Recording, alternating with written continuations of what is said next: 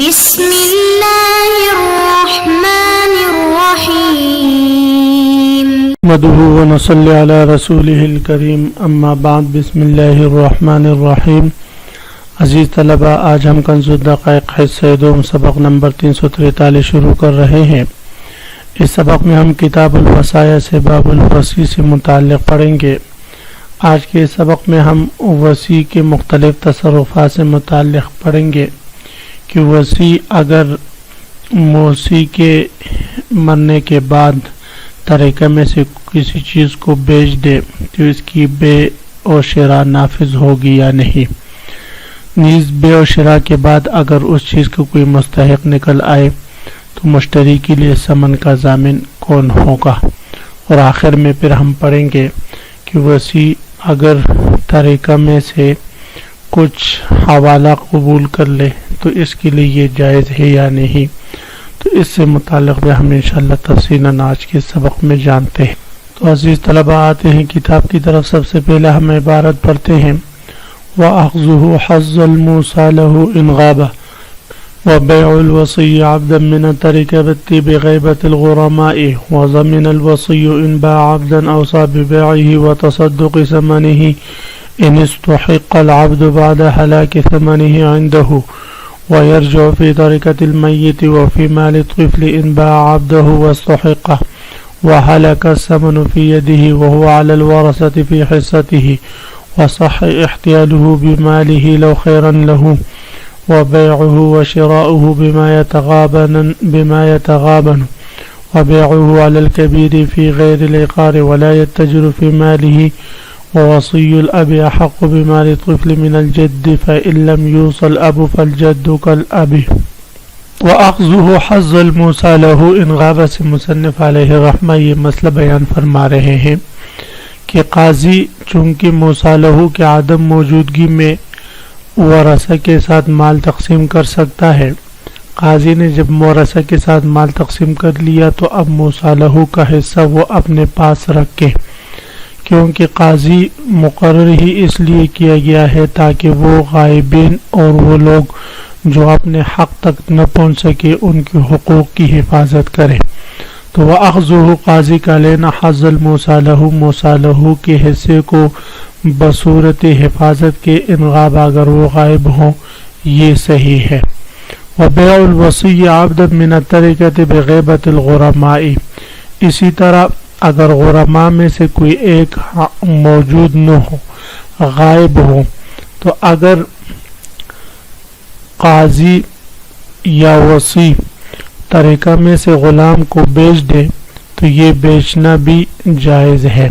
تو یہ فرماتے وَبَيْعُ الْوَصِيِّ عَبْدًا وصی کا غلام کو بیچنا من الترکۃ ترکہ میں سے بغیبۃ الغرماء غرماء کے عدم موجودگی میں یہ جائز ہے۔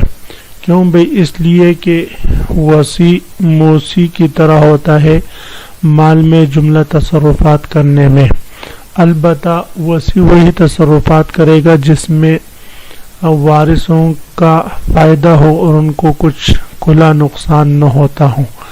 اب اگر یہاں پر اس غلام کو بیچنے میں ورثہ کا فائدہ یہ محسوس کرے اور اس کو بیچ دے تو یہ بیچنا جائز ہوگا۔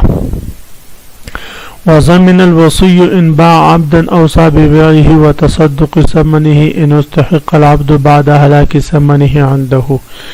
اس عبارت میں یہ مسئلہ بیان فرما رہے ہیں کہ اگر وصی نے وہ غلام جس کی بیچنے کی اس کو وصیت کی گئی تھی وہ غلام بیچ دیا، اور اسی طرح یہ بھی اس کو وصیت کی گئی تھی کہ غلام بیچنے کے بعد اس کا ثمن صدقہ کر لیں، اس نے وہ غلام بیچا، بیچنے کے بعد وہ ثمن اس کے پاس قبضے میں ہلاک ہو گیا۔ ابھی اس غلام کو کوئی مستحق نکل آیا، جس مشتری نے خریدا تھا اس مستحق نے اس مشتری سے وہ غلام لے لیا، تو اب مشتری کے لیے ثمن کا ضامن کون ہوگا؟ تو فرماتے ثمن کا ضامن وصی ہوگا۔ وہ وصی اس مشتری کو ثمن دے گا۔ ظاہر ہے کہ معاملہ وصی نے کیا تھا مشتری کے ساتھ، تو مشتری اپنا ثمن وصی سے وصول کر لے۔ پھر وصی جا کر میت کے جو مابقی ترکہ ہے اس میں سے بقدر ثمن وصول کر لے اور میت کے طریقہ جو دیگر وارثوں کو ملا ہے، ہر وارث سے وہ ثمن اس کے حصے پر تقسیم کر کے ان سے وصول کر لے، اس لیے کہ اس غلام کے بیچنے پر موسی نے مسلط کیا تھا، خود اس نے نہیں بیچا، تو اس لیے یہ نقصان بھی موسی ہی کے مال میں سے آئے گا۔ اب وہ مال چونکہ وارثوں کو ملا ہے، طریقہ ہے، تو لہذا طریقہ میں سے یہ وصی وہ ثمن وصول کر لے۔ وَضَمِنَ الْوَصِيُّ وصی ضامن ہوگا ان باع عبدن اگر وصی نے غلام بیچا، عبدن اوصى ببيعه وتصدق ثمنه، یہ جملہ عبدن کے لیے صفت واقع ہے، ایسا غلام اوصى ببيعه جس غلام کی بیچنے کی وصیت کی ہو، وتصدق ثمنه اور اس کے ثمن کے صدقہ کرنے کی وصیت کی ہو وصی کو موسی نے۔ ان استحق کب ضامن ہوگا؟ ان استحق العبد بعد ہلاک ثمنه عنده اگر غلام کا مستحق نکل آیا بعد ہلاک ثمنه عنده بعد اس کے کہ وصی کے پاس اس غلام کا ثمن ہلاک ہو چکا ہو۔ ہاں اگر وصی کے پاس وہ غلام ثمن موجود ہے تو وہ ثمن لے کر اس مستحق کو دے دے، مشتری کو دے دے، اور مشتری سے جو ہے وہ غلام لے کر مستحق کو دے دے، اس میں تو پھر مسئلہ ہی کچھ نہیں بنے گا۔ لیکن اگر ثمن ہلاک ہوا ہے تو مستحق ثمن اپنا وصی سے وصول کر لے، وصی یرجع فی طریقۃ المیت میت کے طریقہ میں رجوع کرے گا۔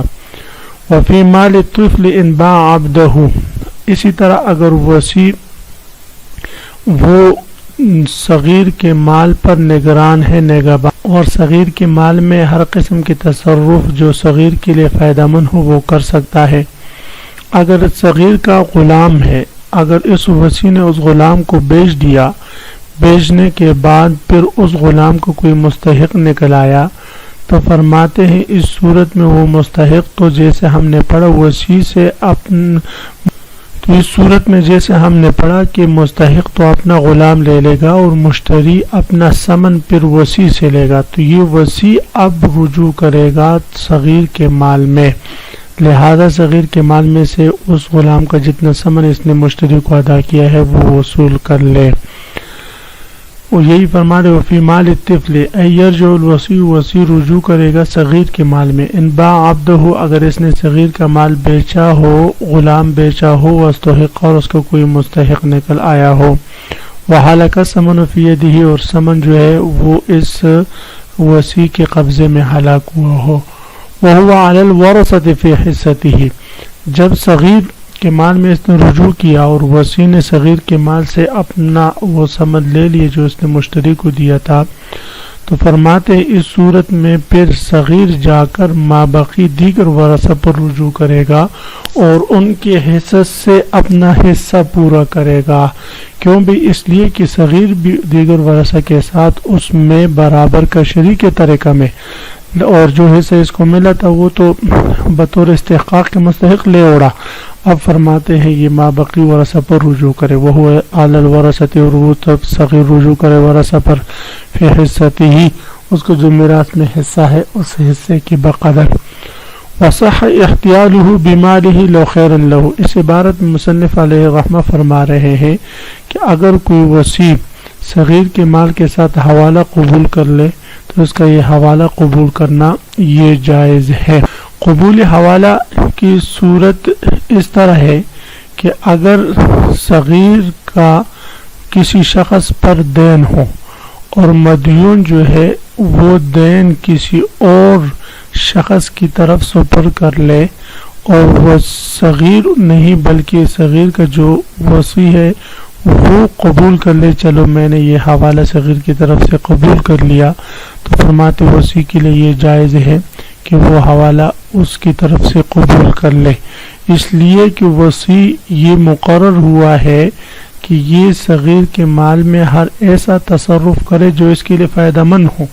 اب اگر اس حوالے دین میں صغیر کا فائدہ ہو تو اس کے لیے یہ قبول کرنا جائز ہے۔ ظاہر ہے کہ جو مدیون ہے اس سے وصول نہیں ہو سکتا، مدیون کسی اور کی طرف سپر کر لے کہ بھئی یہ آپ کو فلاں تاریخ کو دے دے گا، فلاں بندہ جو حوالہ قبول کرتا ہے وہ مالدار ہے، وہ پیسے دے سکتا ہے، تو وصی کے لیے جائز ہے کہ یہ حوالہ قبول کر لے. وصح احتیالہ بمالہ، اور صحیح ہے اس وصی کا حوالہ کرنا، حوالہ قبول کرنا بمالی اس کے مال کے ساتھ، لو خیرن لو، اگر اس حوالہ قبول کرنے میں اس صغیر کی بلائی ہو. وبیعہ وشراؤہ بما یتغابن، اسی طرح اگر وصی صغیر کی مال کو فروخت کرتا ہے یا صغیر کے مال میں سے ثمن میں سے کوئی چیز خریدتا ہے تو اس کی یہ بیع اور شراء یہ جائز ہے. ہاں اگر اس بیع اور شراء میں کچھ تھوڑا بہت اس کو دھوکہ ہو جاتا ہے، مثلا 100 روپے کی چیز 99 روپے میں خرید لیتا ہے، 1 روپے میں کم جو ہے خرید لیتا ہے، اس میں تو صغیر کا فائدہ ہے. لیکن اب بجائے کم کہ اگر وہ 101 میں 1 روپے زائد سے خریدتا ہے تو فرماتے اس صورت میں تھوڑا بہت دھوکہ تو انسان کو ہو جاتا ہے، یا 100 روپے کی چیز 99 میں فروخت کر دیں. ہاں تو اس صورت میں پھر بھی وصی کی تصرفات بیع و شراء یہ جائز ہوگی. ہاں اگر وہ ایسا دھوکہ کھا جائے جیسے عام تاجر دھوکہ نہ کھاتے ہو تو پھر اس کی یہ بیع و شراء درست نہیں ہوگی. مثلا 100 روپے کی چیز ہے وہ 150 میں خریدے، یا 100 روپے کی چیز کو وہ 50 روپے میں فروخت کر دے تو یہ جائز نہیں. وبیعہ، اور صحیح وصی کا بیچنا، وشراؤہ، اور اس کا خریدنا، بما یتغابن، ایسے کم دھوکہ یا منافع سے جس میں عام لوگوں کو دھوکہ ہو جاتا ہو. وبیعہ علی الکبیر فی غیر العقار، اسی طرح وصی اگر کبیر جو وارث کبیر ہے جو غائب ہے اس کے مال میں سے کوئی چیز بیچ دے تو اس کا یہ بیچنا بھی جائز ہے. وجہ یہ ہے کہ جو شخص غائب ہو اپنے مال کی حفاظت نہیں کر سکتا تو یہ وصی اس کی طرف سے نگہبان ہے. یہ اگر اس کی چیز فروخت کرتا ہے ظاہر اس میں اس کا فائدہ ہوگا، اور ظاہر ہے کہ وہ موجود نہیں ہے، اس چیز کے ضائع ہونے کا خطرہ ہوگا. ہاں جو زمین وغیرہ ہے وہ فروخت نہیں کر سکتے اس لیے کہ زمین اپنی جگہ پر ہوتی ہے، اس میں کوئی اس کو غائب وغیرہ نہیں کر سکتا. اس لیے فرماتے زمین کے علاوہ دیگر منقولی چیزوں کو اگر اس میں غائب کا فائدہ ہو بیچ سکتا ہے. وبیعہ علی الکبیر، اور کبیر کے خلاف یعنی کبیر کی کسی چیز کو بیچنا زمین کے علاوہ میں تو یہ اس کے یہ بیع بھی جائز ہے. البتہ غائب کبیر کے لیے کوئی چیز یہ خرید نہیں سکتا جبکہ سبھی کے لیے خرید سکتا ہے.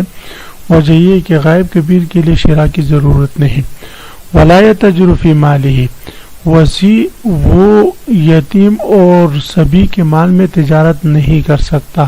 کیوں بھئی؟ اس لیے کہ تجارت میں ظاہر اس کو اپنا نفع ہوگا تو ایسے منافع ایسا کام یہ نہیں کر سکتا. لیکن یہ اس صورت میں ہے کہ جب اس کے مال میں یہ تجارت اپنے ذات کے لیے کرے، اگر اس کے منافع کے لیے کرتا ہے تو پھر اس کے لیے تجارت کرنا یہ جائز ہوگا. یہ فرماتے وَوَصِيُّ الْأَبِّ أَحَقُّ بِمَالِ الطِّفْلِ مِنَ الْجَدِّ. صورت مسئلہ یہ ہے کہ باپ نے وصیت کی بھئی کہ میرے مرنے کے بعد میرا یہ وصی ہوگا. اب وہ فوت ہو چکا اور اس کے بعد اب 2 لوگ ہیں اس کے مال میں تصرف کے حقدار، ایک وصی اور ایک جد، ایک دادا، یعنی باپ کا جو باپ ہے ابو الاب. تو اب اس صورت میں ان دونوں کے مال میں تصرف کا حقدار کون ہوگا؟ ایک صغیر کا جو مال ہے اس میں تصرف کا حقدار باپ کا وصی ہوگا یا اس کا دادا ہوگا؟ تو فرماتے ہیں جو باپ کا وصی ہے وہ اس صغیر کے مال میں تصرف کا زیادہ حقدار ہوگا. ہاں اگر باپ نے کوئی وصیت نہیں کی تو پھر سب سے قریب اس کا دادا ہے تو پھر وہ اس کے مال میں تصرف کا حقدار ہوگا. وصی الاب حق بمال الطفل، اور باپ کا وصی وہ صغیر کے مال میں تصرف کا زیادہ حقدار ہے من الجد دادے سے. فإن لم یوصل اب، اگر باپ نے کوئی وصیت نہیں کی فالجد کالاب، تو باپ دادا کی طرح ہے، تو فالجد کالاب، تو دادا وہ باپ کی طرح ہے صغیر کے مال میں تصرف کرنے میں.